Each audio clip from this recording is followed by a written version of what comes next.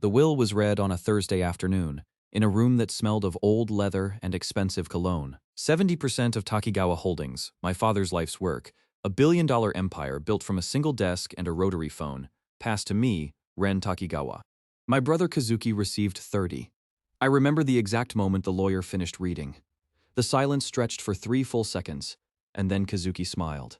Not the polite smile he wore for clients, not the sharp grin he used in negotiations, the other one.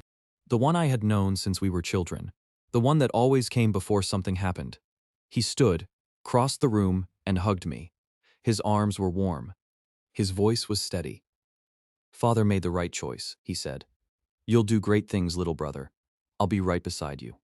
Everyone in the room nodded. The lawyers shuffled their papers. I felt something cold settle in my stomach, but I told myself it was grief. We had buried our father 9 days earlier. Cold was appropriate. A week later, Kazuki called and invited me to dinner. His apartment was on the 43rd floor of a building in Minato, all glass and clean lines, the kind of place that communicated wealth without trying. He had cooked himself something traditional, the way our father had liked it. Miso soup, grilled mackerel, rice, pickled vegetables, a bottle of sake, already open, breathing on the counter. "Just us," he said when I walked in. "No assistants, no lawyers. I thought we should talk about the future properly, like brothers." He poured the sake himself. 2 fingers on the neck of the bottle. A slight turn of the wrist. A habit he had picked up from our father, the same way I had. We both did it. Small inheritance from a man who taught us everything. We ate. We talked about the company, the Singapore office, the London expansion, a fund restructuring that needed to happen in Q1. Kazuki was sharp, engaged, almost warmer than usual. He refilled my glass twice. I noticed somewhere in the back of my mind that he was not drinking much. I did not think about it carefully enough. The toast came after the main course. "To father," Kazuki said, raising his glass. His eyes were steady, sincere even. "Who built something that will outlast all of us?" I drank. For about 20 minutes, nothing happened. We kept talking. He brought out a printout of the Q3 projections and walked me through 2 acquisitions he wanted to propose. I was engaged, focused, thinking about numbers and timelines. The way I always did. The sake was warm. The room was quiet. Outside, Tokyo glittered 43 floors below. Then my lips went numb. It was subtle at first. The kind of thing you might attribute to the alcohol or to sitting too long. A tingling at the edges of my mouth, spreading slowly to my jaw. I reached for my water glass and noticed that my hand was not quite responding the way it should. My fingers missed the glass on the first try. "Kazuki." He looked at me across the table. His expression did not change. "Kazuki, something is—" I tried to stand. My legs did not cooperate. The chair scraped back and I went sideways, catching the edge of the table with one arm before I hit the floor. The sake bottle tipped and rolled. I heard it but could not turn my head fast enough to see it fall. The floor was cold against my cheek. I could hear my own breathing. Ragged, shallow, wrong. I could not feel my hands anymore. My vision was narrowing at the edges, the room compressing into a long dark tunnel with Kazuki's face at the far end of it. He had not moved from his chair. He was watching me the way you might watch a candle burn down, with patience, without urgency, with the particular calm of someone who had already decided what came next and had nothing left to wait for. I tried to reach for him. My arm moved maybe 3 inches across the floor. He stood then, slowly, and walked around the table. He crouched down beside me, close enough that I could see the fine stitching on his jacket, the small crease at the corner of his eye. He looked at me for a long moment. "I'm sorry, little brother," he said quietly. The word little came out the way it always had, not affectionate, but precise. A designation, a reminder of order. It had to be this way. Father made a mistake. 70% should have been mine. I tried to say something. What came out was not a word. "You would have been careful with it," he continued almost gently. "You always were, but careful isn't enough. Not for what this company can become." He straightened up, stepped back. His shoes made a soft sound on the hardwood floor. The last thing I saw was the sake bottle, lying on its side at the edge of the table above me, one slow drop forming at the lip and hanging there, catching the light. Then darkness. Assets. 70% of a billion-dollar holding company. Time remaining? 0. The first thing I saw was white. Not the darkness I had expected. Not nothing, but a flat, institutional white ceiling with a single fluorescent strip running across it. The second thing I heard was a monitor beeping somewhere to my left. Slow and steady, indifferent. The third thing I felt was the needle in the back of my right hand, taped down with surgical adhesive, connected to a clear tube that ran up to a bag of fluid hanging on a steel pole. I was alive. I did not understand that yet. I lay still and stared at the ceiling and tried to remember how to breathe normally, because something about the air felt wrong. The depth of it, the resistance as though my lungs were smaller than they should be. My whole body felt wrong, too light, too thin. The mattress beneath me had the particular firm uniformity of a hospital bed, and the smell was unmistakable, antiseptic and something underneath it, something stale and human. I raised my right hand and looked at it. It was not my hand. The fingers were thin, too thin, the tendons visible under pale skin. There were marks on the inner forearm. Old track marks, faded to gray-brown, the kind that take years to accumulate. Small scars at the wrist. The knuckles were scraped raw, the kind of damage you get when a car rolls and your hands go up instinctively and meet asphalt anyway. I set the hand down carefully. I did not make a sound. A nurse came in 20 minutes later to check the IV line. Young, efficient, not unkind. She asked how I was feeling. I told her I was confused. She said that was normal after what I had been through. The accident, the blood loss, the surgery. She used the name Haruto when she spoke to me. I asked her, as calmly as I could manage, what the date was. She told me. Day, month, year. I counted in my head. Once, then again, then a third time. Because the number made no sense, and I needed it to make sense before I could do anything else. 15 years. I asked the man in the next bed if I could borrow his phone. He was older, bored, happy to help. I took it and opened the browser with fingers that did not yet feel like mine and typed one word into the search bar. Takigawa. The first result was a profile piece from a financial magazine published 3 weeks earlier. The headline called him the architect of modern Japanese investment. The photograph showed Kazuki in a dark suit, standing in front of floor-to-ceiling windows with Tokyo spread out behind him, smiling at the camera with complete and practiced ease. He had aged. The temples were gray. There were lines at the corners of his eyes, but the smile was identical. Not 1 degree of difference from the smile he had worn in that lawyer's office 15 years ago. Takigawa Corporation, $100 billion in assets under management. Market leader across 7 Asian economies. Offices in 14 cities. The article described him as a visionary, a builder, a man who had taken his father's modest holding company and transformed it into a generational institution. I read it twice. Then I closed the browser and held the phone in my lap and looked at the ceiling again. The nurse came back to adjust something on the IV pole. While she was working, she mentioned, without particular emphasis, that Haruto's father had been in to see the doctors on Tuesday. Not about Haruto, she clarified. About his company. Something with lawyers. Bankruptcy proceedings, she thought. She shook her head slightly. Poor man. First his son, now the business. She left. The monitor kept beeping. I returned the phone to the man next door and thanked him. Then I lay back and looked at the ceiling for a long time without moving. There was a version of this moment where I panicked, where I demanded explanations, where I tried to find a mirror, where I screamed into the indifferent white room until someone sedated me. I understood the impulse. It was there, somewhere under everything else, a pressure looking for a crack. I did not let it find one. Ren Takigawa was dead. He had been dead for 15 years. He was buried somewhere in this city, and his brother had put flowers on his grave for the cameras, and the world had moved on entirely. There was no going back to that name, that face, that life. It was gone. My name was Haruto Kobayashi. I was 23 years old. My body was damaged, and my reputation was non-existent, and I had no money and no position and no leverage of any kind. What I had was 15 years of memory that no one else on earth possessed. I knew which companies would rise and which would collapse. I knew which markets would shift and when. I knew the names of people who didn't yet know their own futures. And I knew Kazuki Takigawa better than anyone alive. His habits, his fears, his vanity, the exact shape of his blind spots, that was enough to start. Body, broken. Reputation, 0. Money, 0. Assets, a memory no one can take, and an enemy who doesn't know I exist. Satoshi Kobayashi arrived on the second day. I heard him before I saw him, a brief exchange with the nurse in the corridor, his voice low and careful, the voice of a man who had learned to speak quietly in places where bad news waited. Then the door opened and he came in. and I understood immediately why the nurse had looked at me with that particular kind of pity. He was 58 years old, and he looked older. Not in the way that illness ages a person, but in the way that sustained disappointment does. Something behind the eyes had gone flat.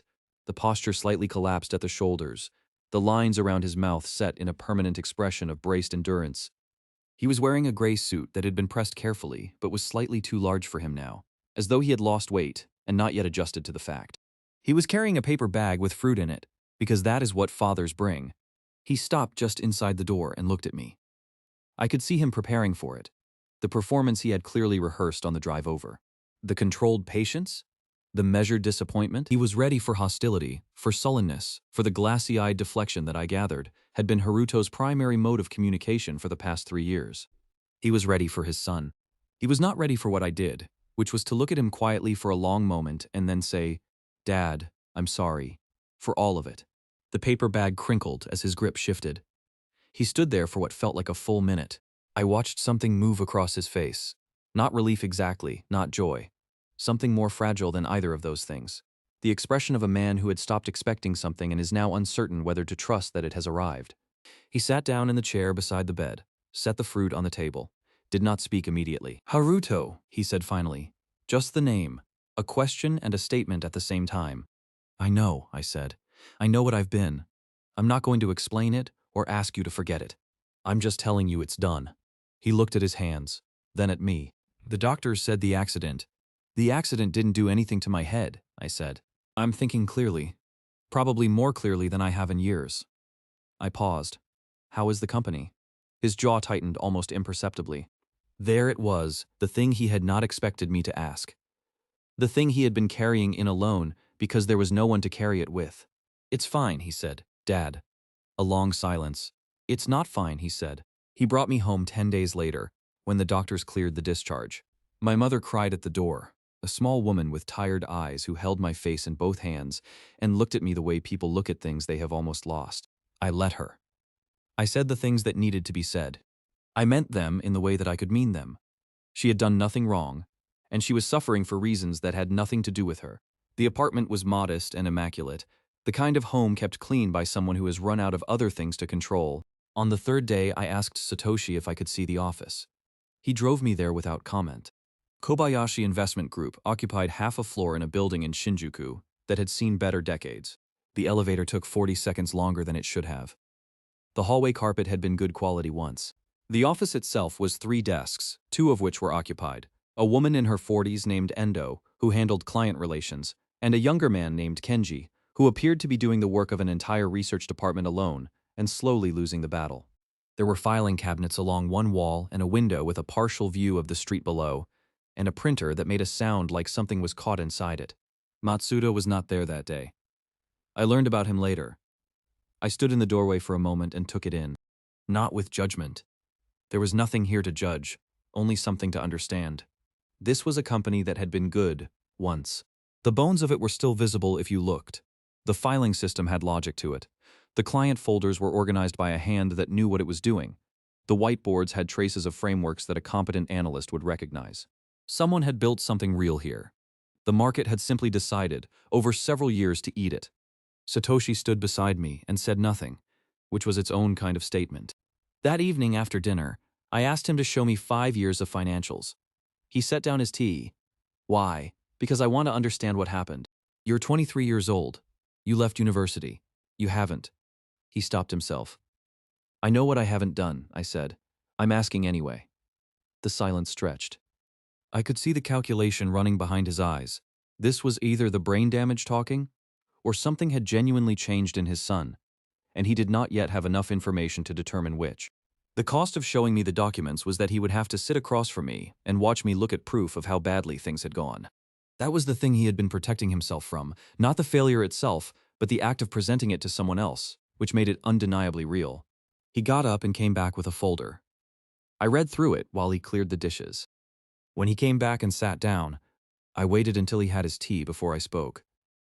5 years ago, I said, you had the opportunity to restructure the fee model before Takigawa repositioned their retail offering. You didn't, which meant when they moved, your pricing looked identical to theirs, but your AUM was 40 times smaller. Clients couldn't see a reason to stay. Satoshi was very still. 3 years ago, you moved 20% of the fund into regional manufacturing on the advice of a consultant whose entire client base was concentrated in that sector. He wasn't giving you independent analysis. He was managing his own exposure. I paused. 2 years ago, you had a realistic exit from the Osaka commercial property position at about a 12% loss, which was recoverable. You held instead. By the time you exited, it was 31. The kitchen clock ticked.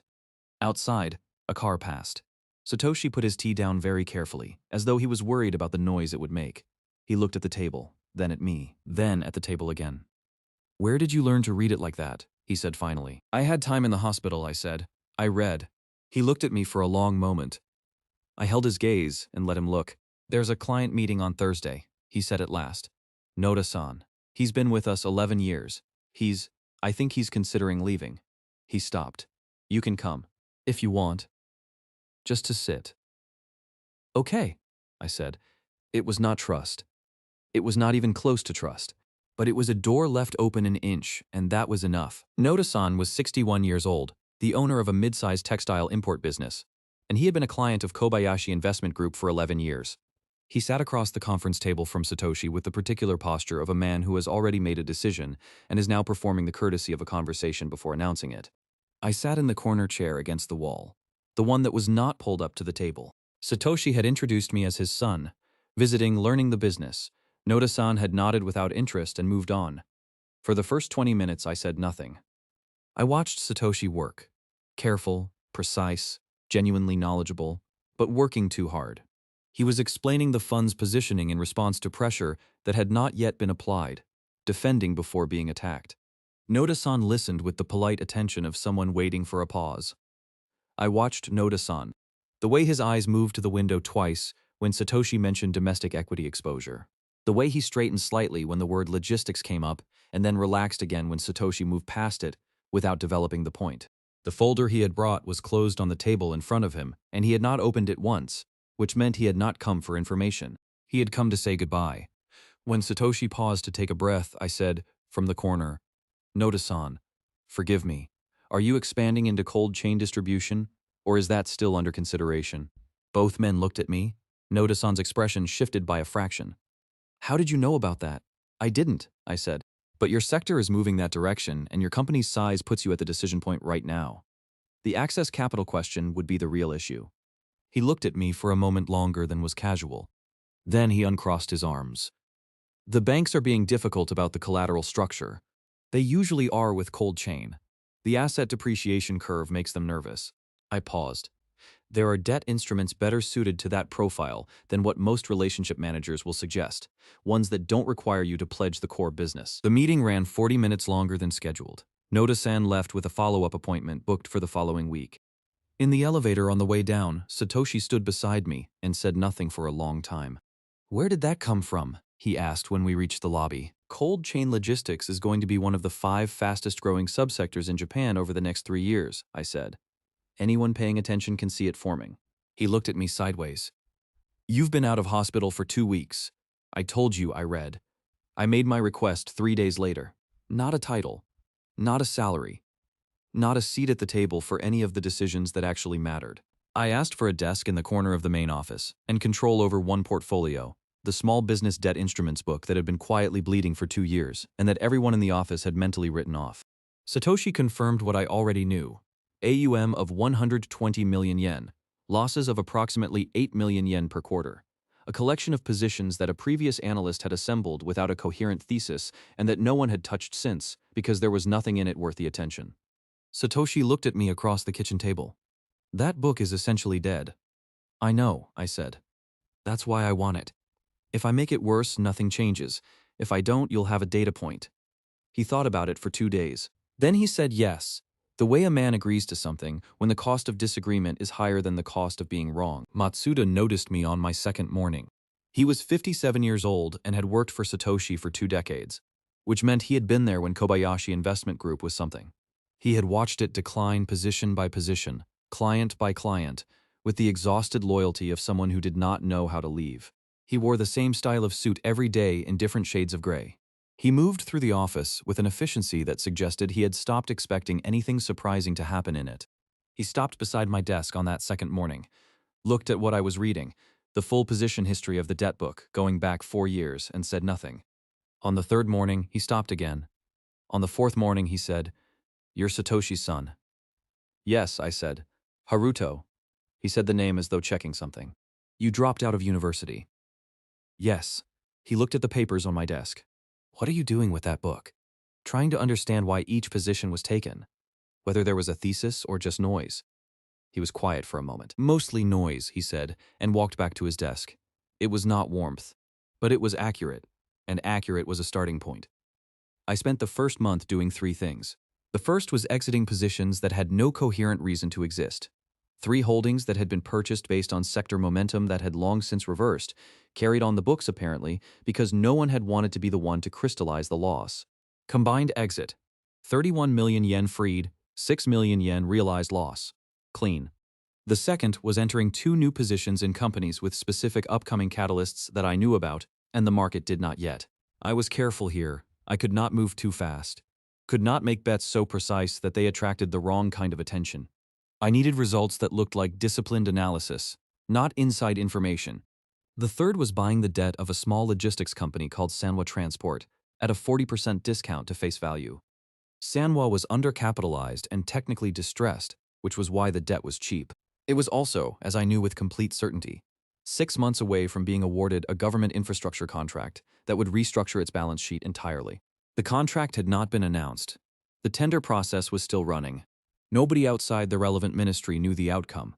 I had known about it for 15 years. The position cost 18 million yen, and Matsuda watched me take it with an expression that suggested he was already composing the sentence he would use when explaining to Satoshi why his son had accelerated the book's collapse. He did not say anything.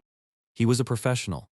At the end of the second month, I put together a 1-page summary and left it on Satoshi's desk before he arrived in the morning. He called me into his office at 9:30.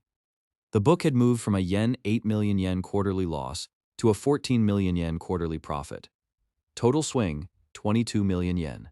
The Sanwa position alone had revalued upward by 7 million yen when preliminary contract news moved through the supplier network ahead of the official announcement.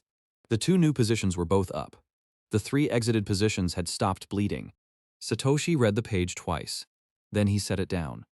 2 months, he said. Yes. He did not say anything else immediately. I left him with it. Matsuda found out the same afternoon through Endo, who had seen the summary on Satoshi's desk.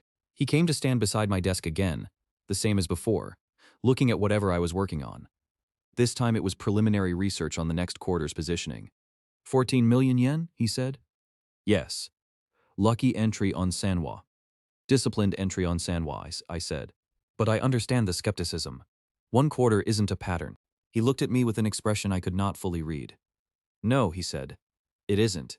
He went back to his desk. The second quarter came in at 31 million yen profit. Sanwa's contract was formally announced in month 4, and the debt revalued to near par. The 18 million yen position was now worth 29 million yen on paper and climbing. The 2 other positions had both hit their target levels, and I had exited one and rolled the proceeds into a new holding in regional healthcare infrastructure, which I knew was about to receive favorable regulatory treatment. I put the quarterly summary on Satoshi's desk the same way as before. This time, he did not call me in. He came to my desk instead, which in the geography of a small office meant something. He stood there for a moment. I kept my eyes on my screen. Haruto, he said. Yes. He didn't finish the sentence immediately. I waited. Your mother wants to know if you're coming home for dinner. Tell her yes, I said. He nodded and went back to his office. It was the closest thing to I was wrong that I was going to get from Satoshi Kobayashi, and I understood that and accepted it. Matsuda said nothing that day, but the next morning, when I came in, he had left a cup of coffee on my desk. Black, which was how I drank it.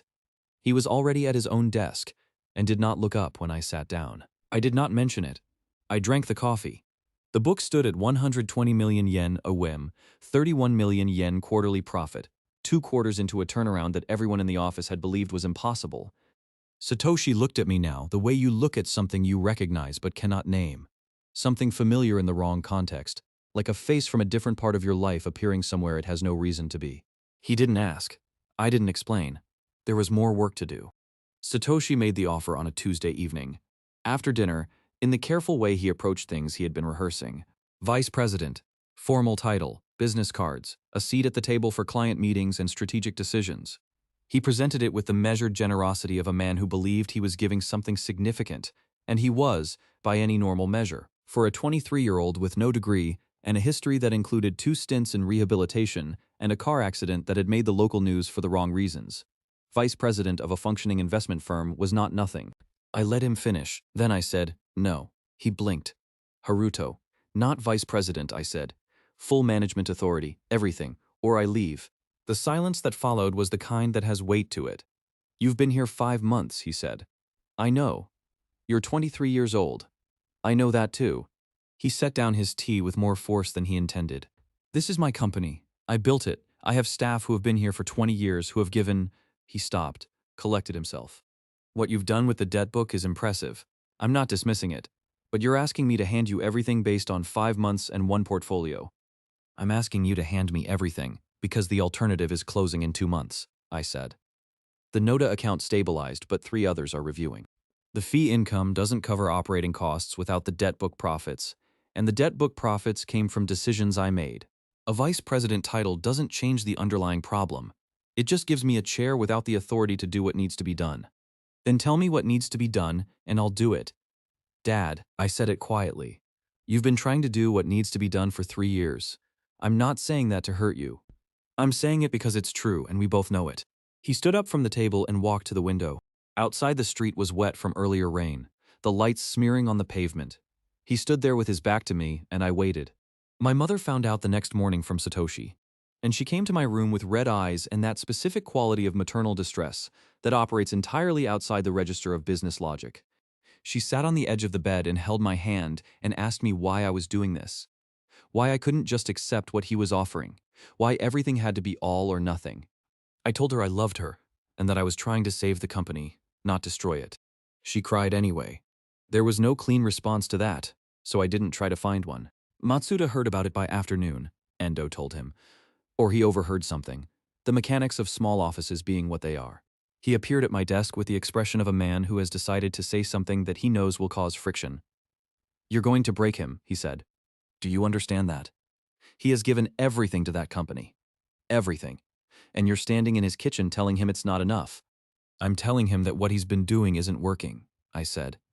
'That's not the same thing. He's your father. Which is why I'm not letting him watch it close without trying.'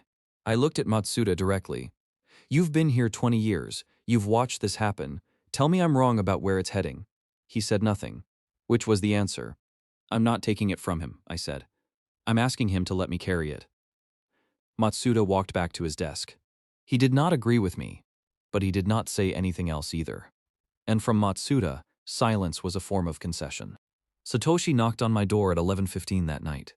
I was still awake, reading through the client risk profiles I had been quietly building for the past 3 weeks. He opened the door and stood in the frame and looked at me, at the papers spread across the desk, at the 3 separate analyses open on the laptop screen, at whatever he saw in the way I was sitting with all of it. He came in and sat in the chair by the wall. He was in his house clothes, which made him look more tired and also more like himself, the version of him that existed before the suit and the careful voice. He didn't speak for a long time. I let the silence run. I had learned that from my first father, who understood that silence in a negotiation belongs to the person who can hold it longest. "I don't know who you are," Satoshi said finally. His voice was even. Not angry anymore. Something past anger. Something quieter. "My son never looked at a balance sheet voluntarily in his life. He never asked about the company. He stopped. I don't know what happened to you in that hospital. I don't know if something broke or something fixed, but you are not the person who got into that car. I didn't say anything if I do this," he said, "and you fail. There's nothing left. You understand that. There is no recovery from this point. If you take the wheel and drive it into the ground, it's over. 20 years, everything." "I understand," I said. "Do you?" "Yes." He looked at me for a long moment, searching for something, I wasn't sure what. Reassurance, maybe. Or just confirmation of whatever he had already decided before he knocked on the door. He reached into the pocket of his house jacket and put a folded document on the desk beside my laptop. Management transfer authorization, already signed, dated that evening. "Don't make me regret this," he said. He got up and left.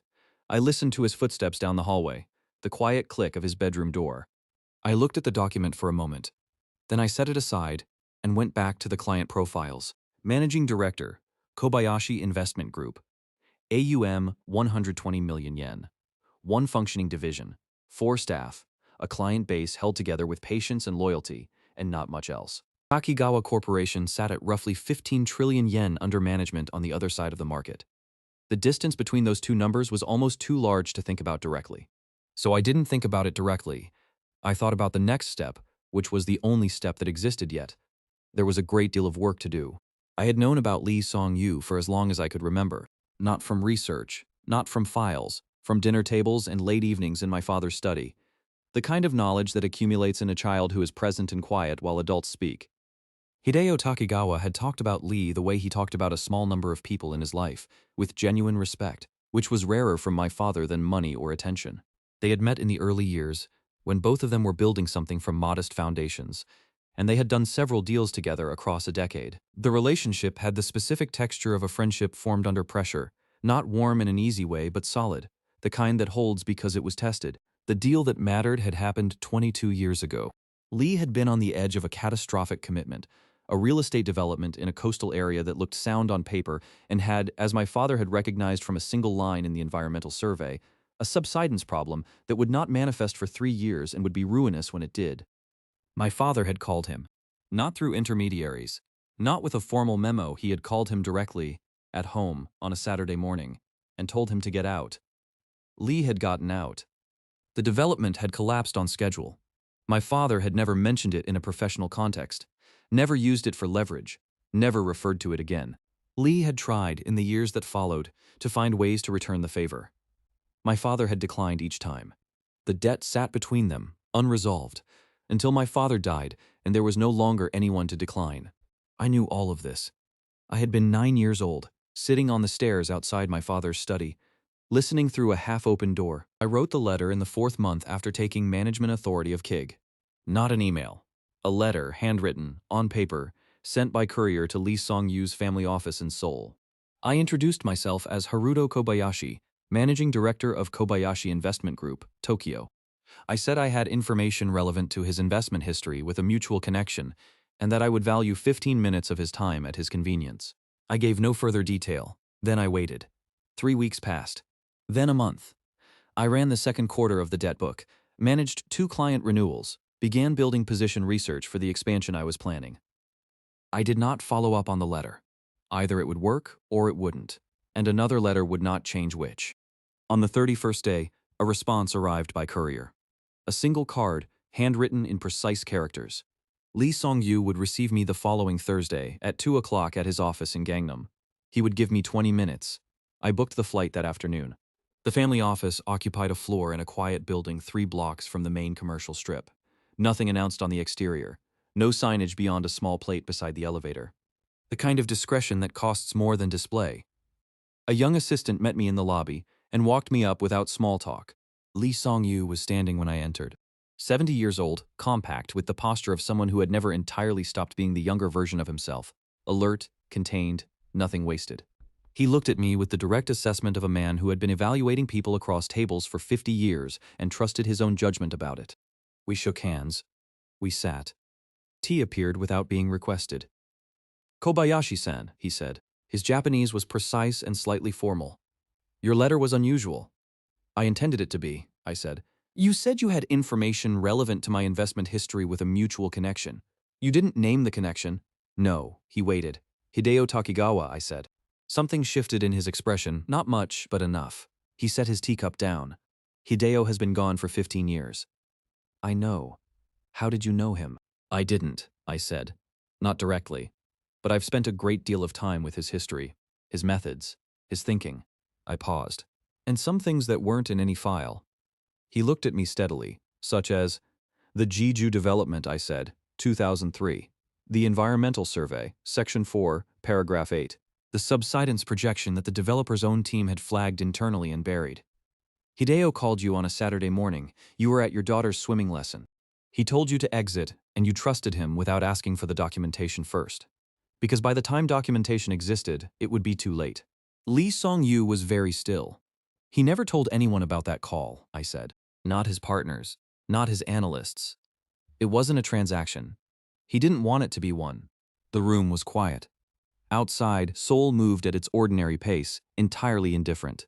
"How do you know that?" he said. It was not quite a question. Because the kind of person who makes that call on a Saturday morning and then never mentions it again, that person doesn't do it for credit. He does it because it's what you do for someone you respect, and the only people who know that are the two people who were part of it. I looked at him. One of them is gone. Lee Song-yu sat back. He looked at me with an expression I recognized, the same expression Satoshi had worn in the hospital room, the same expression Noda-san had worn when I asked about Cold Chain. The expression of someone recalibrating. "Who are you?" he said. Quiet, direct. The real question underneath all the other questions. This was the moment I had prepared for, and had not been able to fully prepare for, because there was no version of the true answer that I could give him. The true answer was impossible.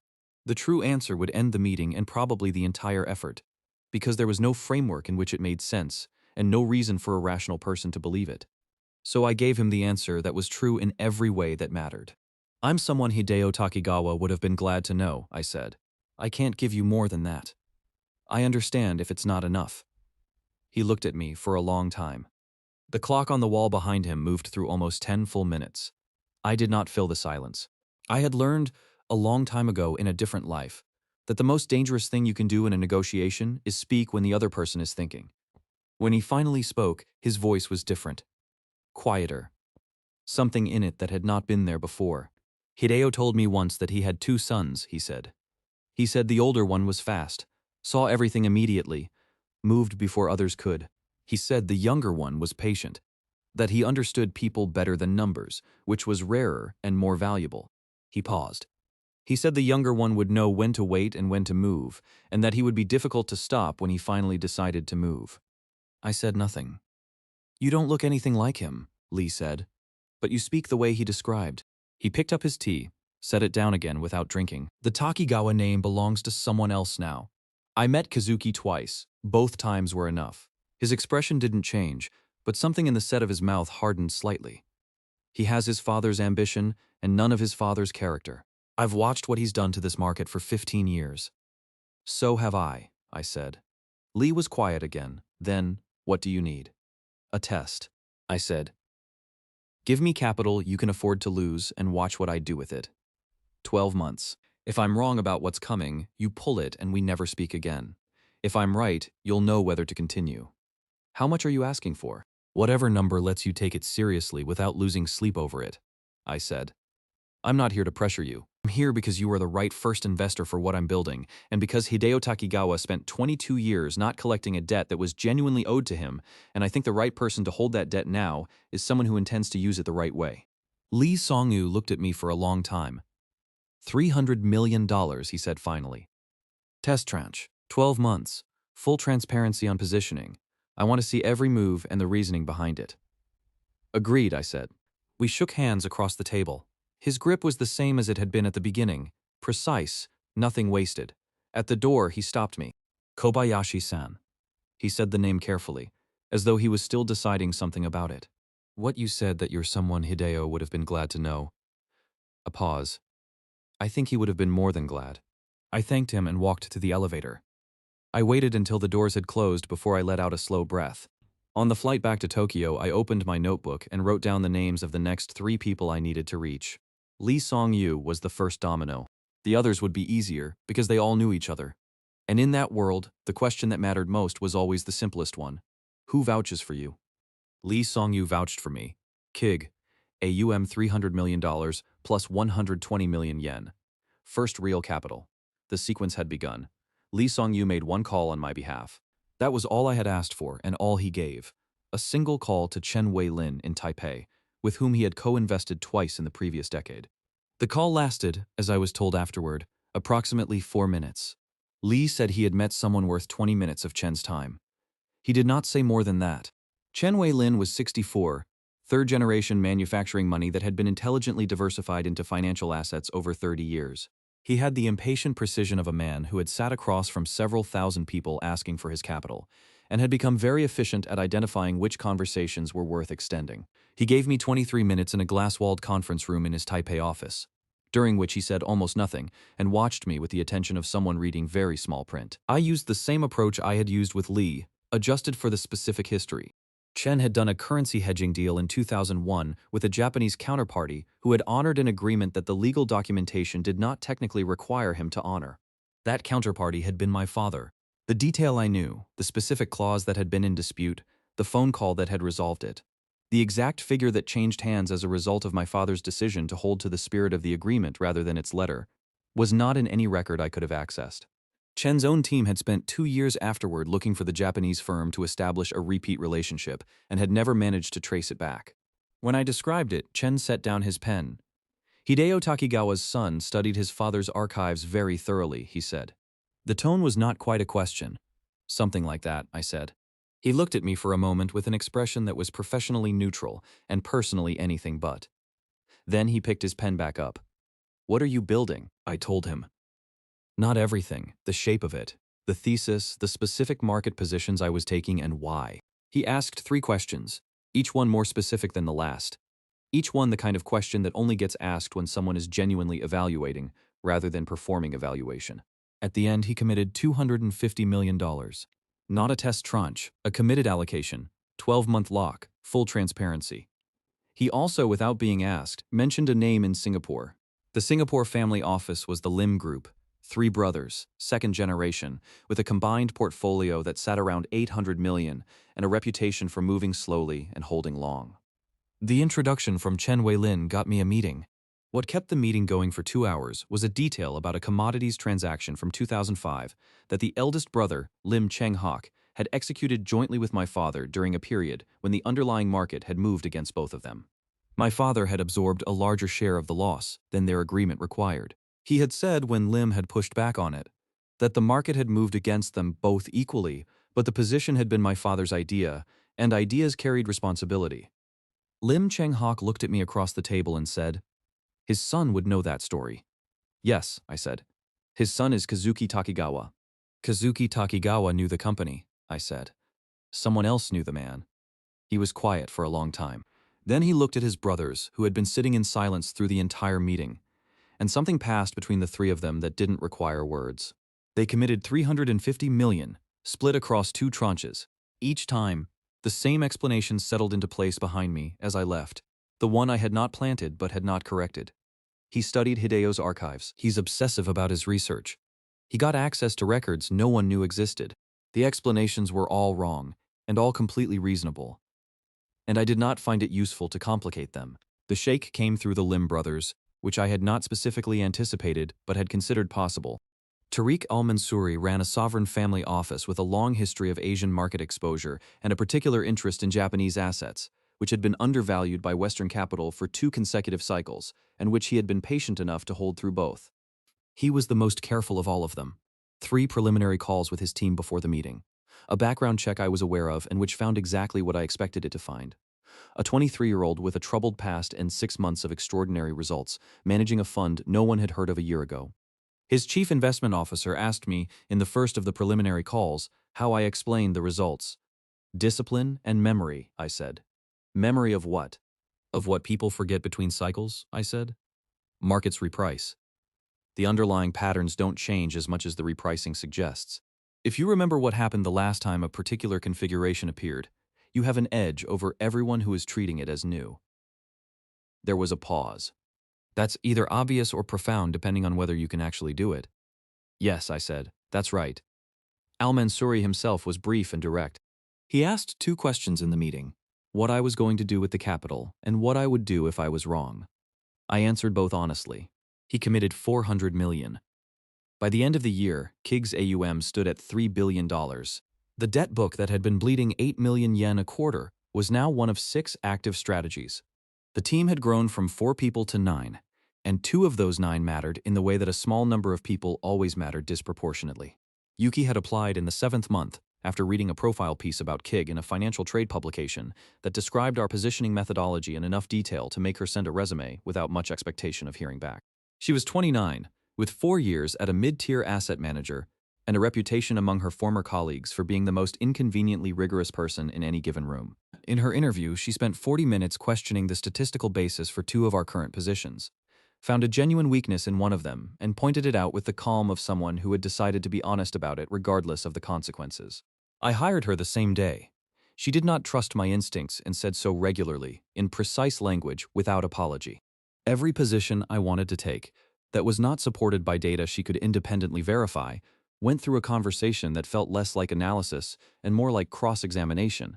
She was consistently right to push, and occasionally right to block, and the positions that survived her questioning were stronger for it. The two of us argued about methodology at least twice a week and agreed on almost everything that actually mattered, which is the most functional working relationship I have found. Toru came recommended by Matsuda, which surprised me. He was 34, had spent 2 years as a trader inside Takigawa Corporation before leaving. Not fired, not a scandal, just a quiet departure preceded by a meeting with his manager, in which he had apparently described several of the firm's internal practices in terms that were accurate enough to be unwelcome.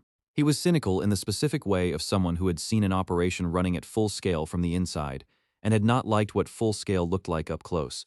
He knew Takigawa's systems.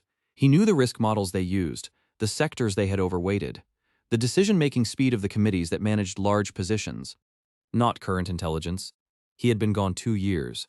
But structural intelligence, the kind of knowledge about how a machine works that doesn't expire when you leave the machine.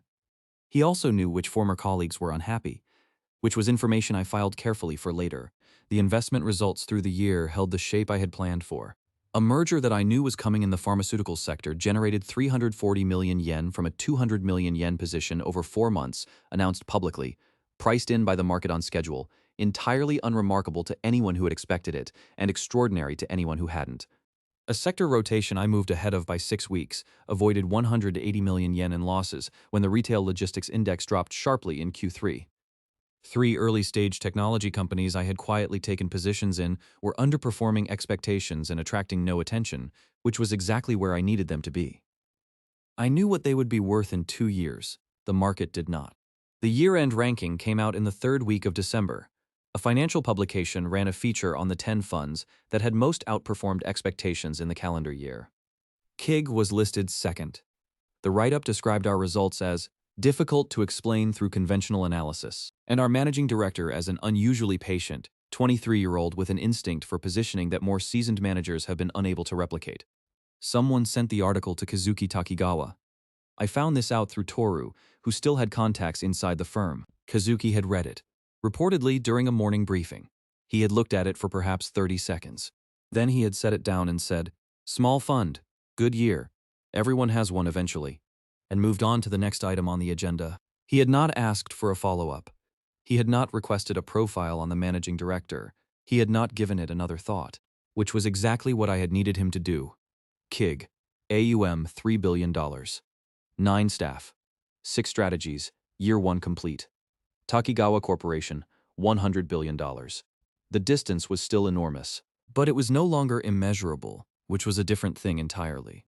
The article appeared on a Tuesday morning in a tabloid that specialized in the intersection of finance and scandal, the kind of publication that existed in a permanent state of plausible deniability. Its sources always anonymous, its timing always convenient for someone.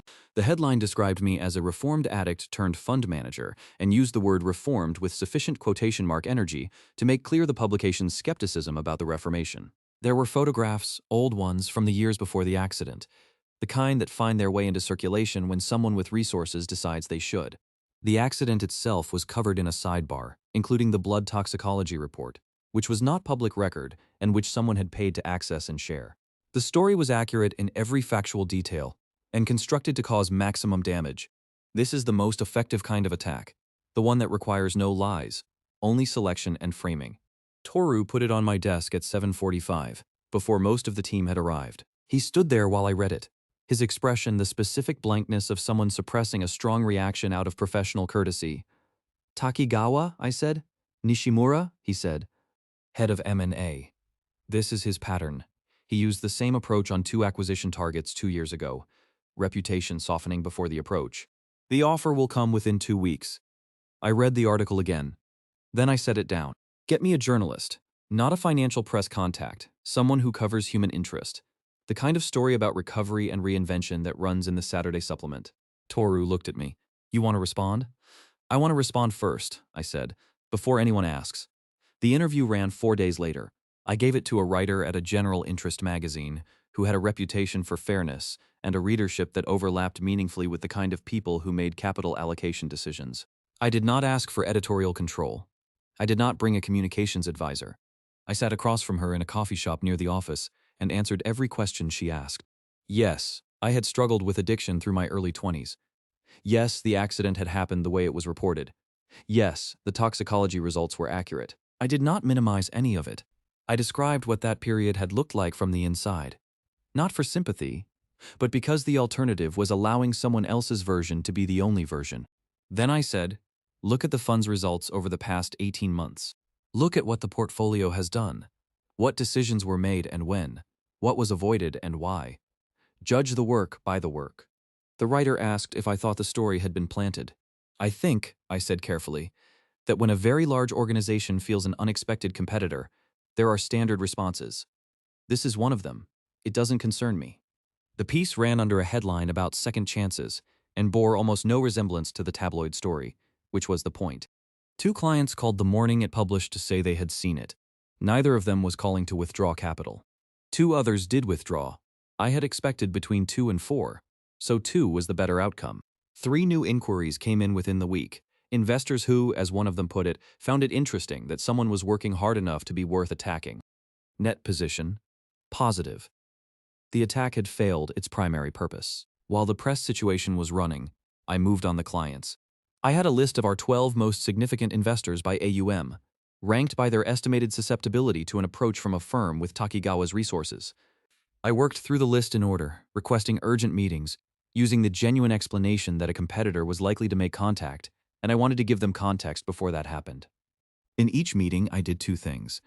The first was to walk them through our current positioning and the reasoning behind it. Not defensively, just clearly, the way you show your work to someone who deserves to see it. The second was to share a document I had asked Toru to compile over the previous 3 months. A detailed account of the specific methods Takigawa Corporation had used in 7 acquisition and market suppression campaigns over the past decade. Not allegations. Documented events, court filings, regulatory findings, testimony from former counterparties, the kind of information that existed in public record but was scattered and had never been assembled in one place. I did not tell them what to do with it. I left a copy with each of them and let them draw their own conclusions. Every client on the list stayed. Nishimura's team made contact with 4 of them over the following week. 2 of those 4 mentioned, in their refusals, that they had found the Takigawa acquisition history very informative reading. Toru learned this through the same informal network that had told him about the article. He reported it with something close to satisfaction. The acquisition offer arrived on a Thursday, delivered by courier in a sealed envelope addressed to Satoshi Kobayashi as founder, with a copy addressed to me as managing director. It was professionally constructed, fair valuation methodology, reasonable premium to current AUM, language designed to sound generous. $5 billion for full acquisition of Kobayashi Investment Group, including assumption of all existing client relationships and retention packages for key staff. I wrote the response by hand, on Kig letterhead, in the same formal register the offer had used. 3 words, not for sale. I signed it, sealed it, and sent it back the same day by the same courier service. No legal review, no board discussion, no period of consideration. I wanted the speed of the response to communicate something that the words alone could not fully carry. Toru told me later that Nishimura had read the response in his office and had sat with it for an unusually long time before saying anything to the people around him. Yuki came to my desk on the Friday afternoon of that same week. She sat in the chair across from me, the one she used when she wanted to have a real conversation rather than a standing argument about a position, and looked at me for a moment before speaking. "I need to tell you something," she said. "All right, I'm leaving." She said it the way she said everything, directly, without softening. "I want you to know it's not about the work. The work is the best I've done. But I've been thinking about what happened this week, and what it means about where this is going. And She stopped. Restarted. I looked at what Takigawa has done to the people who stood in their way. Not just professionally. The personal campaigns. The things that happened to people's families." She looked at her hands briefly. "I have a family." I did not argue with her. I did not tell her she was wrong about the risk. She was not wrong about the risk. "I understand," I said. "I don't think you're going to stop," she said. "No." She nodded once. Then I think you should know that everything I've done here has been documented thoroughly and the methodology is clean. Whoever takes my work over will have everything they need. She left the office at 5 o'clock. The chair across from my desk was empty the following Monday and stayed that way for 11 days, which was how long it took me to find someone who could fill it adequately, though not in the same way. It was the cost of the week. The week had been won on every other front and lost here, and I sat with that for a while before moving on, because some costs deserve to be acknowledged before they are accepted. Nishimura's debrief to Kazuki happened, according to Toru's source inside the firm, on the Monday following the failed offer. The summary, as it reached me in fragments over the following days, was approximately this. The press approach had been neutralized and partially reversed. The client retention effort had failed entirely. The acquisition offer had been declined in a manner that suggested the target was not experiencing financial pressure sufficient to motivate reconsideration. The managing director's behavior throughout had been, in Nishimura's assessment, inconsistent with the profile of someone managing a growth phase fund. He had not behaved like a young manager protecting a successful business. He had behaved like someone prosecuting a specific agenda, which was a different thing and more difficult to address through standard means. Kazuki, as I was told, had listened to all of this without expression. Then he had asked for a personal profile on Haruto Kobayashi. Not the fund, not the business history, but the individual. Background, family, education, the period before KIG, the accident, everything available. The profile was assembled over the following week and delivered to him. Toru's source did not know what Kazuki's reaction had been when he read it, only that he had read it twice, which was unusual for him with routine materials, and that afterward he had sat for a few minutes doing nothing, which was more unusual still. Something in it had caught his attention. No one in the room knew what. KIG. AUM $4 billion. Takigawa shares held through offshore structures. 11%, accumulated quietly over 9 months. Yuki, gone. The distance to Takigawa was still large, but Kazuki was no longer looking at another direction. He was looking at me now, or at the outline of me, the shape of something he could not yet identify. That was acceptable, I had planned for it. What mattered was that he was looking at the wrong question. I had known about the crash for 15 years. Not the precise date. Memory does not work with that kind of precision across that kind of distance. But the configuration, the overleveraged position of 3 major institutional players in domestic real estate securities, the regulatory change that would force a revaluation, the specific month when the pressure would become irresistible. I had watched it happen the first time from the inside of Takigawa Holdings, where my father had been cautious enough to be underexposed, and Kazuki had argued unsuccessfully for a larger position. After my father died, Kazuki had taken the larger position. He had been 15 years early. Now the cycle had turned back to the same configuration, and this time there was no one at Takigawa to argue for caution. I began moving 6 months before I expected the break. The process had to be gradual. KIG now managed $30 billion in client capital across 9 strategies, and a sudden rotation out of growth assets into defensive positioning would generate the kind of questions that neither the clients nor the broader market needed to be asking. I moved in increments 3% here, 2% there, always with a coherent stated rationale that was true as far as it went. Overextended valuations in the residential sector, regulatory uncertainty, creating a risk premium that wasn't priced in, prudent cycle management for a portfolio at our current scale. All of it accurate.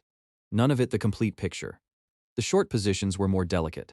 4 sectors: domestic real estate securities, leveraged consumer lending, construction materials, and the mid-tier regional banks that were most exposed to the first 2. I opened them through 3 separate structures over the course of 10 weeks, keeping each position below the threshold that would attract regulatory notification and well below anything that would register as meaningful to a casual observer of our books. Toru managed the execution. He asked me once, directly, how confident I was. Confident enough that I'm doing this, I said. Not confident enough to tell you more than that. He nodded and went back to his screen. He had been in this industry long enough to understand the difference between a manager who was guessing and one who was not, even when the manager could not explain the source of the certainty. Yuki came back in the 4th month of the preparation period. She appeared at the office on a Tuesday morning without advance notice, carrying her laptop bag and looking as though she had been conducting an internal argument for several weeks and had recently reached a conclusion. She sat down across from me without being invited to. I want to come back, she said. All right. I need to understand what you're doing with the book right now. The rotation into defensive positioning. The short structures, I've seen 2 of them through the counterparty disclosures. I need to understand the thesis. The thesis is that something significant is coming in the real estate securities market, and the four sectors most exposed to it are overvalued relative to the risk they're carrying. When? Within the next 2 to 4 months. She looked at me steadily. What's the basis for the timing? Pattern recognition, I said, combined with specific knowledge of the regulatory calendar that I'm not able to share in more detail than that. She was quiet for a moment. This was the moment I had learned to read in her, the pause, where she was deciding whether the answer was sufficient or whether she needed to push further. She was the only person I had met in this life whose analytical instincts I trusted as fully as my own, which made her the most dangerous person in the room when I needed to hold something back. That's not enough basis for a position this size, she said. I know, I said. Which is why I'm telling you, trust me or don't. There's no third option here. If you come back and take this on faith and I'm right, you'll have been part of the largest single result in this firm's history. If I'm wrong, the downside is manageable. The defensive positioning loses us some upside on the growth assets, and the shorts cost us the carry. It's not a firm-ending outcome either way. She looked at me for a long time. You've been right every time, she said, not warmly as a data point. Yes, that's not a guarantee. No, it isn't. Another pause. Then she opened her laptop.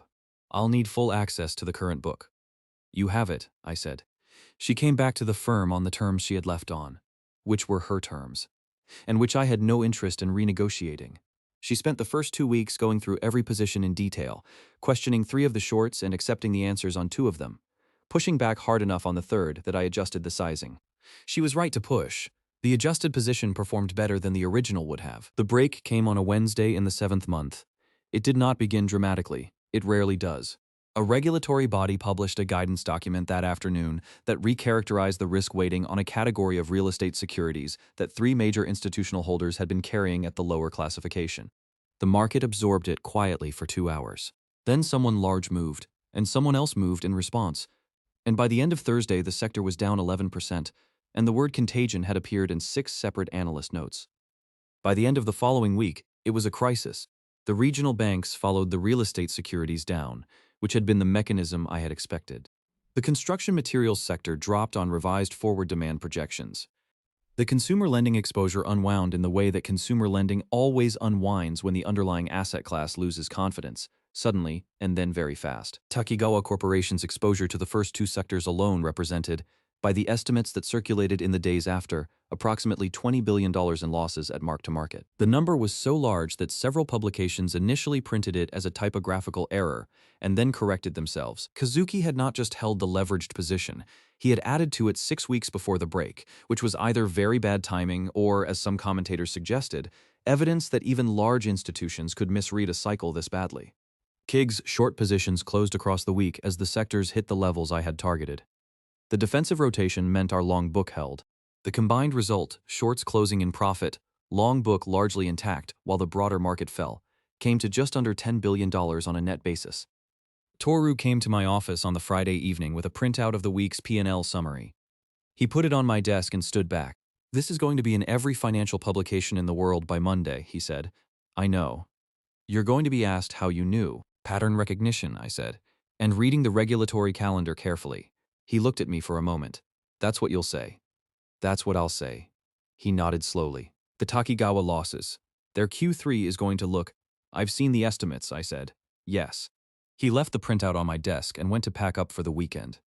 I sat with the number for a while. $10 billion in a single week. It was the largest result the firm had produced, and also, in some ways, the most dangerous thing that had happened since I had started building. The coverage was exactly what Toru had predicted. By Monday morning, my name was in the headline of the financial section of 4 national newspapers and the lead item of 2 international wire services. By Tuesday, there were profile requests from 11 publications. By Wednesday, 3 of the world's largest sovereign wealth funds had made preliminary contact about potential allocations. The question in every piece was the same. How did he know? The answers the journalists found were the answers I had made available: disciplined analysis, careful reading of regulatory signals, a contrarian methodology that had been consistent across the firm's history. All true. All insufficient to explain the precision of it. The gap between the explanation and the result was visible to anyone paying close attention, which meant it was visible to Kazuki.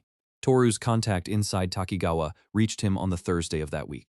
The debrief from inside Kazuki's office was brief and specific. Kazuki had called a senior leadership meeting on the Wednesday, 2 days after the scale of their losses became public. He had not spent time on the losses themselves. He had moved past them with the efficiency of someone who understood that the time for prevention was gone and the time for response had arrived. The question he had put to the room was about Kig and about me. He knew, Kazuki had said. 6 months before the break, he started moving. He had the short positions in place before any public signal existed. That is either insider information from inside the regulatory body which I want investigated, or it is something else. He had paused. I want everything on Haruto Kobayashi. Not the fund. The person. Where he came from. How he learned what he knows. Who taught him.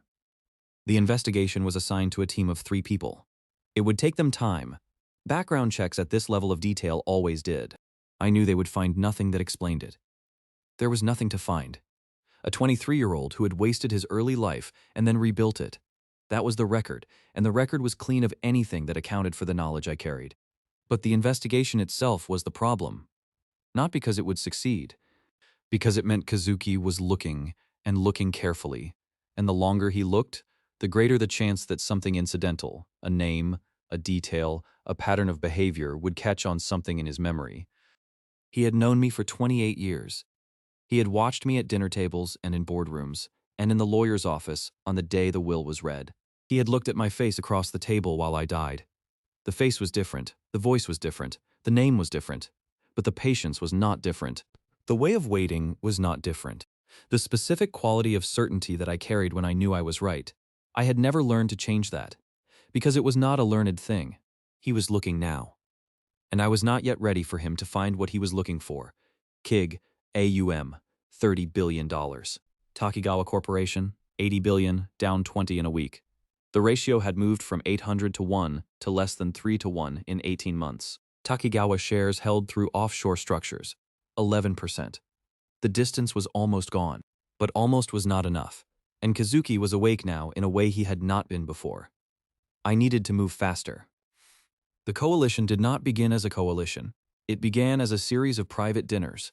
I had been compiling the list for months longer in some cases than I had been running Kig. Names from memory. Names from Toru's network. Names that surfaced through the natural process of moving in the same markets as Takigawa Corporation for 2 years and paying attention to who flinched when the name came up. Kazuki had been operating at scale for 15 years. At that scale, over that time, a man who operates the way he operates does not leave behind a small number of enemies. He leaves behind a population. The criterion was simple. Not grievance alone. Grievance was common and cheap, but grievance combined with something still worth protecting. Former partners who had rebuilt after being pushed out and now had capital but no leverage. Former executives who had left with non-disclosure agreements and suppressed anger and institutional knowledge that had nowhere to go. Competitors who had survived the consolidation years by shrinking into niches too small for Takigawa to bother absorbing and had watched everything around them get eaten.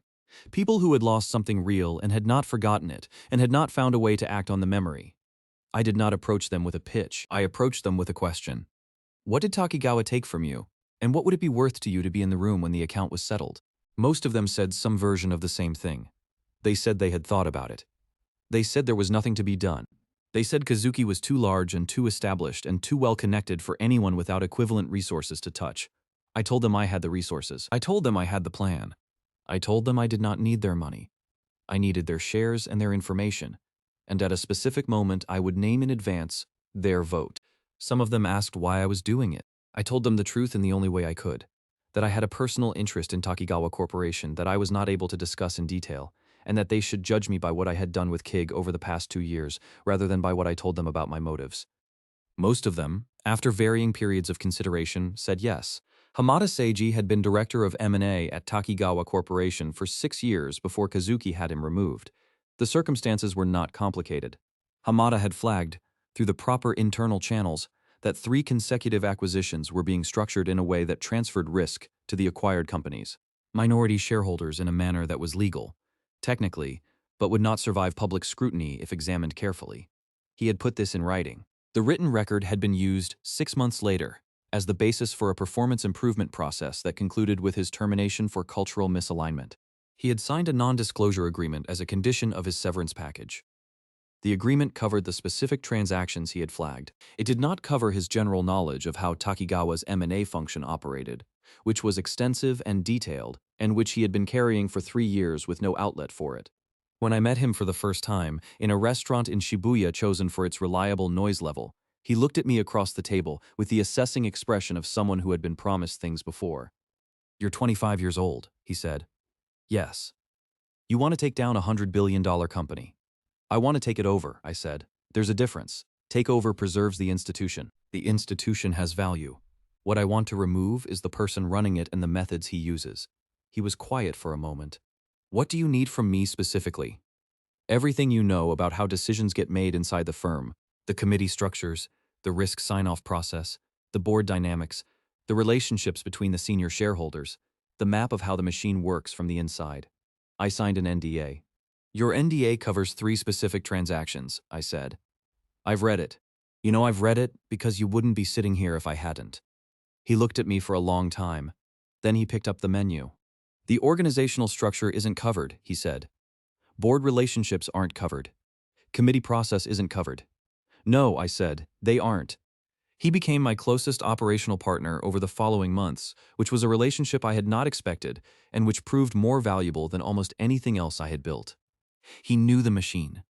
He knew which board members Kazuki managed through fear and which through dependency.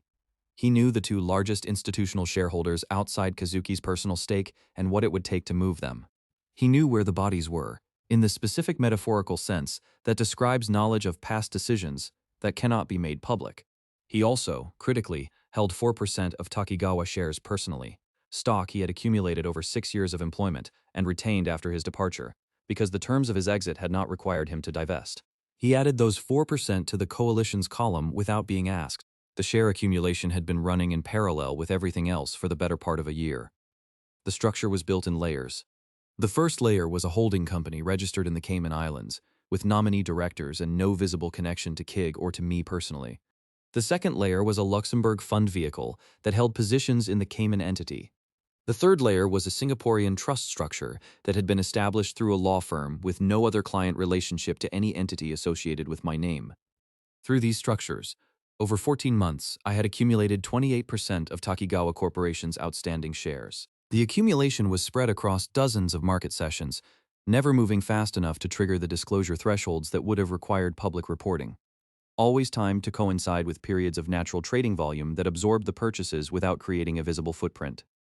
Kazuki's team had noticed that shares were moving into what they described internally as undifferentiated free float, institutional-sized blocks, that appeared to be distributing across retail and small institutional holders without the kind of coordinated ownership that would show up in a standard beneficial ownership analysis. His compliance function had flagged it twice.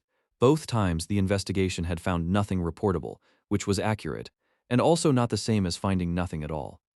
The coalition members collectively held a further 15%, accumulated through their own means over their own timelines, predating my involvement in most cases. Former partners, surviving competitors, the institutional investor who had been forced to restructure under terms that had benefited only Takigawa, each of them holding a piece of something they had been waiting without knowing they were waiting for a reason to use. Combined, 43%. Substantial. Not sufficient. The lawyer found me, which I had not expected. His name was Ogawa, and he was 71 years old, and he had been Hideo Takigawa's personal legal counsel for the last 12 years of his life. He had retired from practice 4 years ago. He had apparently been trying to locate the beneficiary of a specific trust instrument for the past 18 months, working from a mandate that had sat dormant in his files since the year my father died. He reached me through a letter sent to KIG's registered address, addressed to me by name, which was itself notable since the connection between Haruto Kobayashi and Hideo Takigawa was not a matter of any public record. When I asked him in our first phone call how he had found me, he said that he had been given a direction by a man who understood people better than numbers, and that he had followed the direction with the patience it required. He would not say more than that. I did not push him. The trust instrument was straightforward in its mechanics, and extraordinary in its content.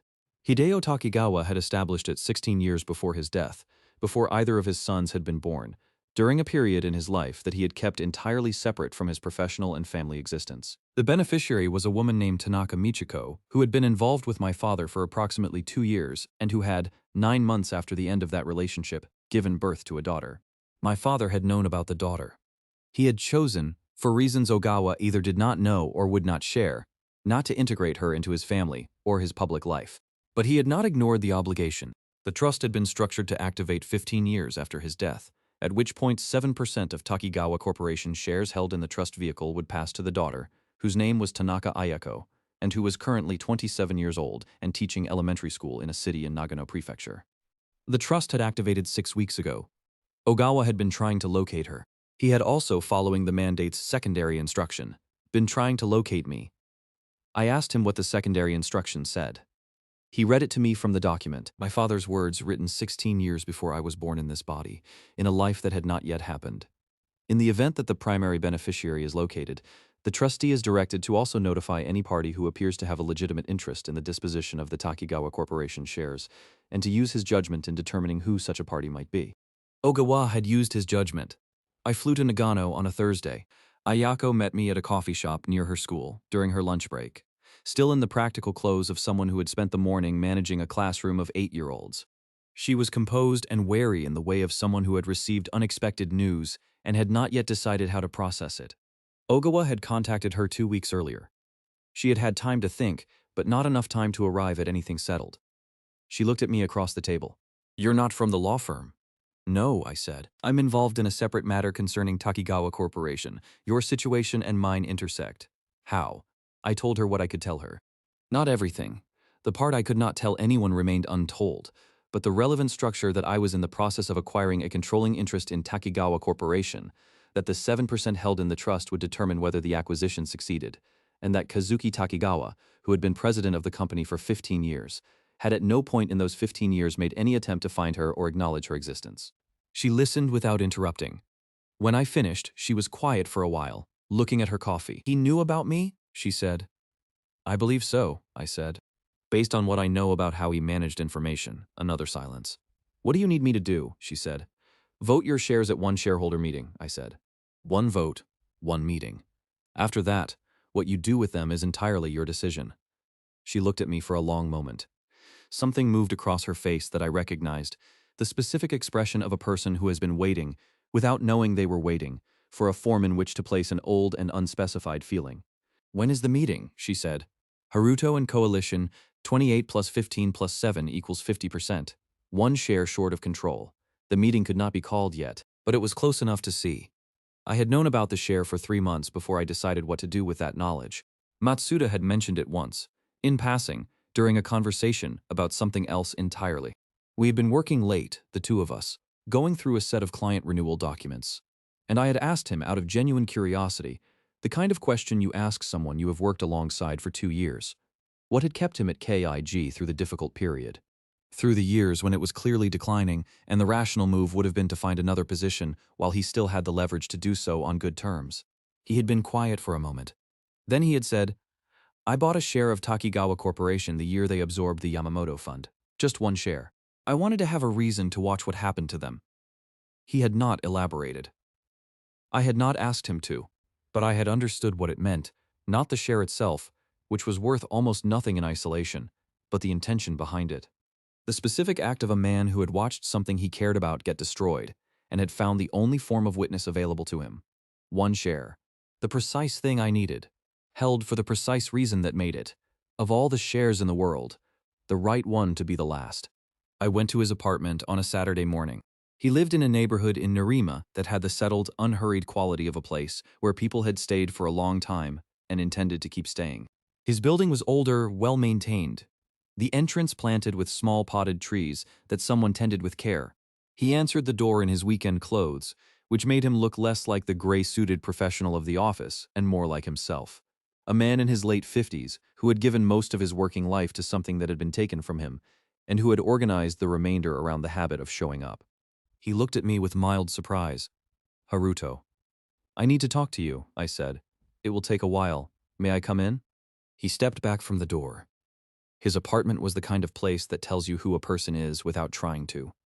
Orderly, without being spare. Bookshelves along 2 walls, mostly financial history, and a handful of novels. A small table by the window with a cup of tea already on it, which meant he had been sitting there before I arrived. Photographs on one shelf. a woman who was probably his wife, children who were probably grown, a group photograph that I recognized as a KIG staff picture from perhaps 12 years ago, when the office had been larger and the expressions in it had not yet learned to brace. He poured tea for me without asking and sat down across the table. I told him everything that was relevant. I told him about Hideo Takigawa, not as a name from a newspaper but as a person, the specific way he had operated, the philosophy behind how he built things, the relationships he had kept and why. I told him what those relationships had looked like from the inside, the texture of them, the details that don't survive in any official record. I watched Matsuda's expression as I spoke, the way it moved from careful attention to something quieter and more intent, the expression of a person who is hearing something confirmed that they had half believed and never been able to verify. Then I told him what Kazuki had done, not the version that had appeared in financial press, the structural account of market consolidation and aggressive acquisition strategy, but the specific mechanics of it.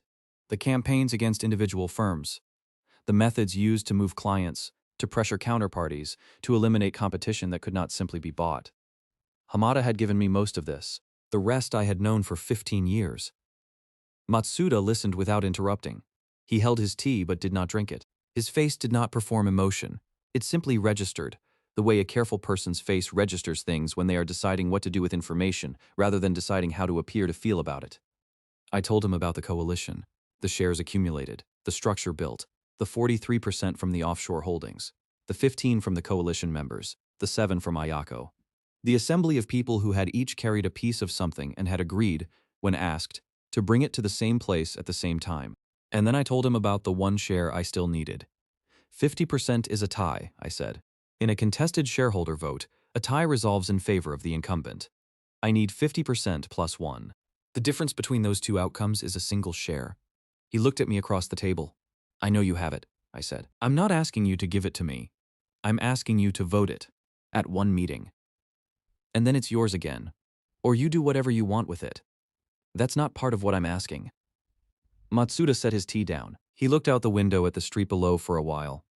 A woman walked past with a small dog.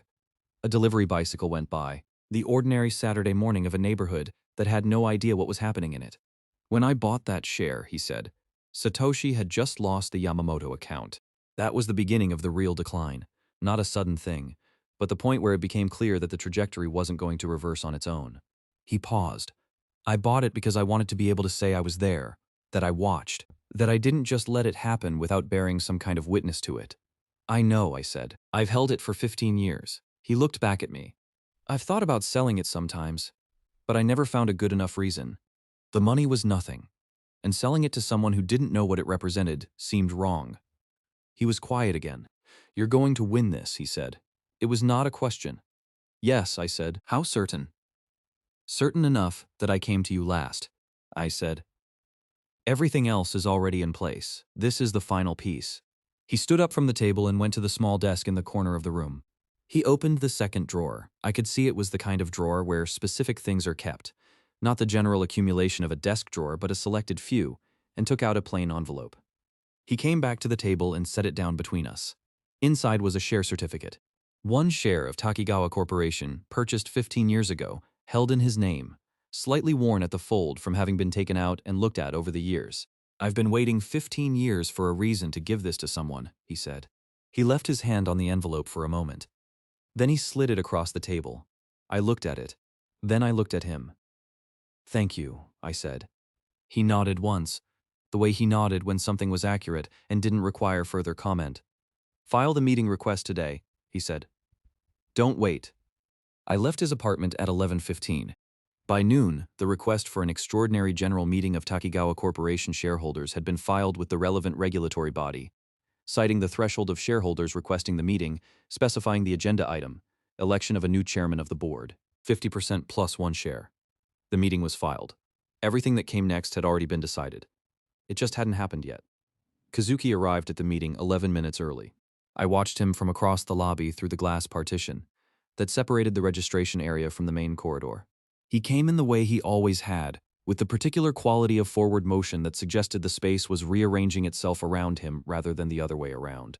2 assistants flanked him, a security detail 2 steps behind. He was wearing the same style of suit he had worn in every photograph I had seen of him over the past 2 years. Dark, precise, the kind of clothing that communicates that the person wearing it has not had to think about clothing for a long time. He stopped at the registration desk, signed in, exchanged a few words with the venue manager. He did not look around the room with any particular attention. There was no reason to.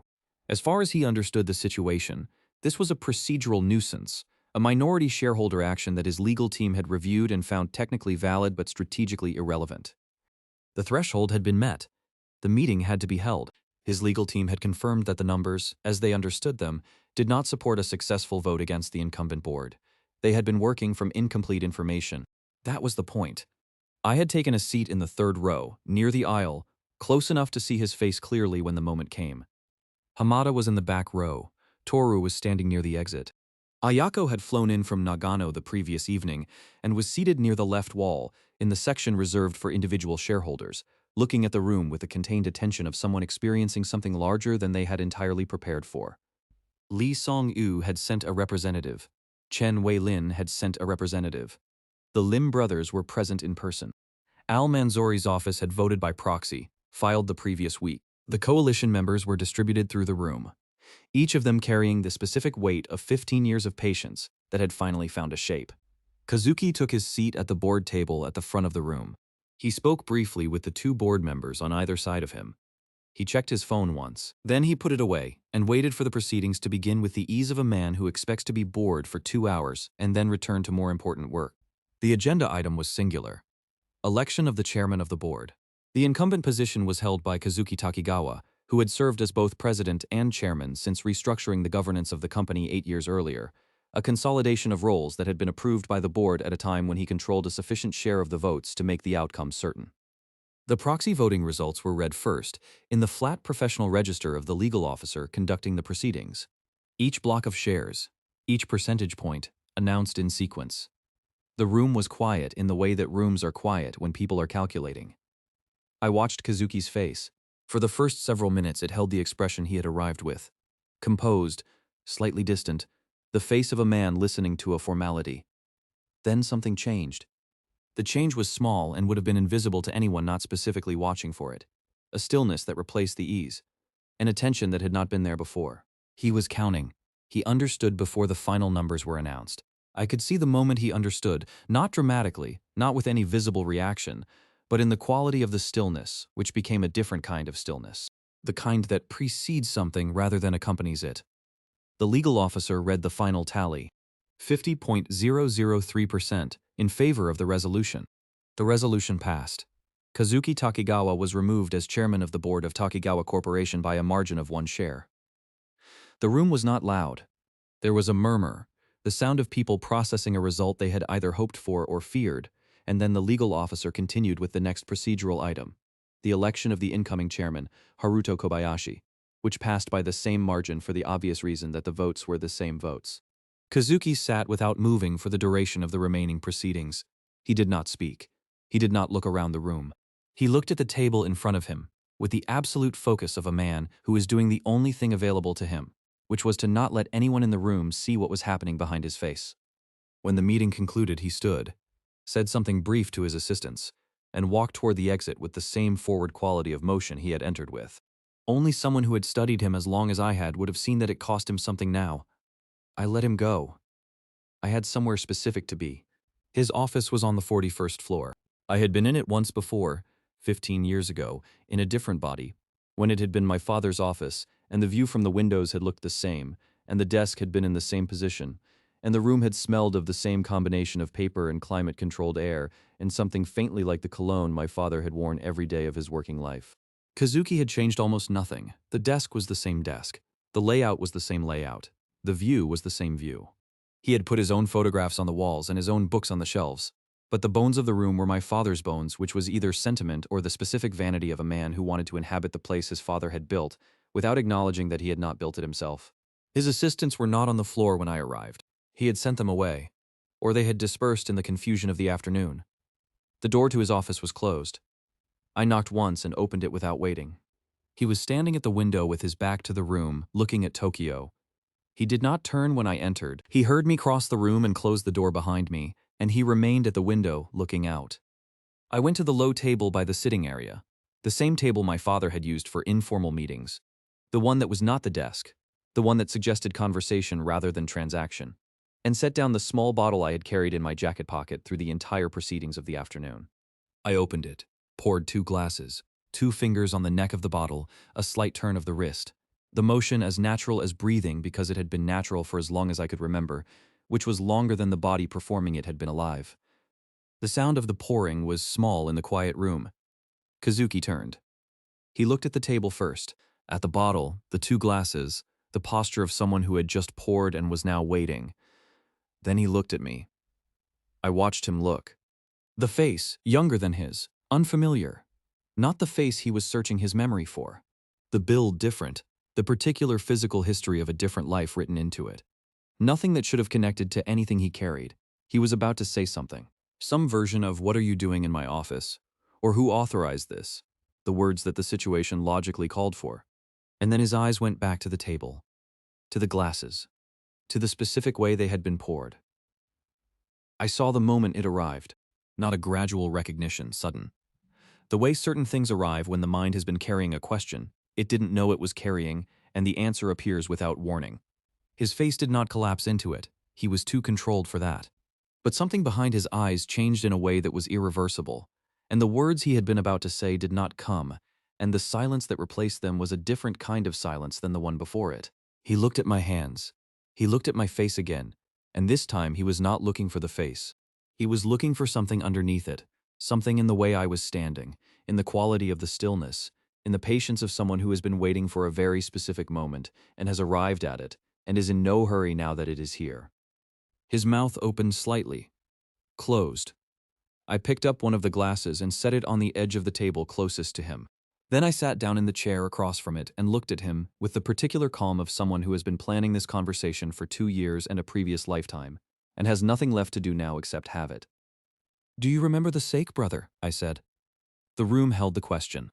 Kazuki stood at the window of his father's office, in his father's company, on the afternoon he had lost both, and looked at the face of a 25-year-old man he had never met and knew exactly who was sitting across from him.